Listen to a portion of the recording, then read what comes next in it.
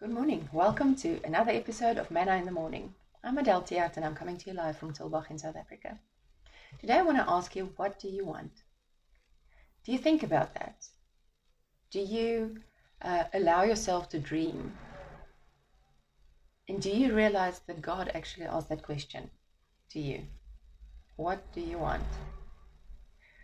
In Ephesians 4 verse 20 and 23, Paul says that we need to be renewed in the spirit of our mind. And that is more than just changing what you think. It's also changing why you think what you think.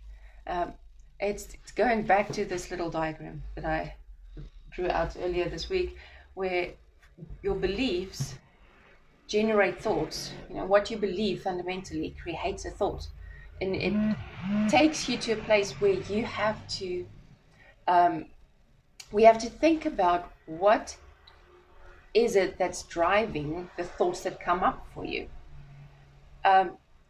Do you have thoughts that's just from your carnal mind, or do you allow the thoughts from your spirit to come up and create expectation? Because what do you expect? The law of attraction is all about you getting exactly what you expect deep down inside. So, what do you expect? If you're watching me live, give me a shout out, say hi so I can give you a shout out. I don't want to mention names if they don't want to be mentioned on the video. So, I was so reminded of this last night. In fact, this specific scripture came to me in a dream last night. I had this strong dream where I literally had God put the Bible in front of me and said, be renewed in the spirit of your mind. The emphasis on the spirit of your mind. It's not just cosmetically changing the thoughts that you think. It's letting the thoughts that you think change your fundamental beliefs about things. It's meditating on truth, on scripture, on what you want to become a reality, so that it changes your foundational beliefs about things. Because I realized that earlier this week, God was asking me, what do you want? And I realized that I wasn't actually quick to answer the question. I realized that I had resistance inside of myself to answer the question, because in reality, deep down, I expected failure.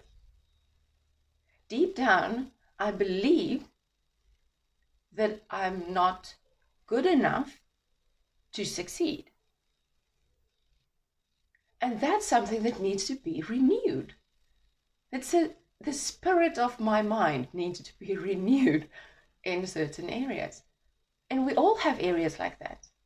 It's like your area might be in a different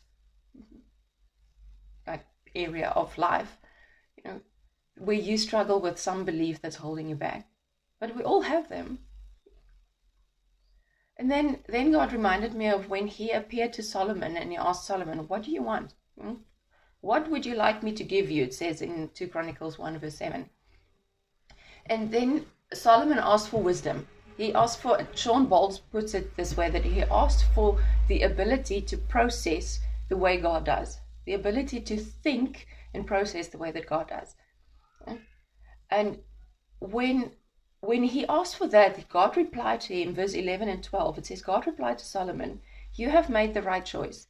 Instead of asking for wealth or treasure or fame or the death of your enemies or even for long life for yourself, you have asked for wisdom and knowledge so that you can rule my people over whom I have made you king.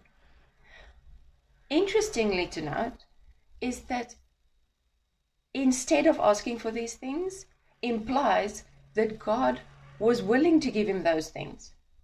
When he asked, what do you want? He was going to give him whatever he asked for. So if he had asked for wealth and fame, he would have gotten that. That was available to ask for. It wasn't the best choice, but it was available.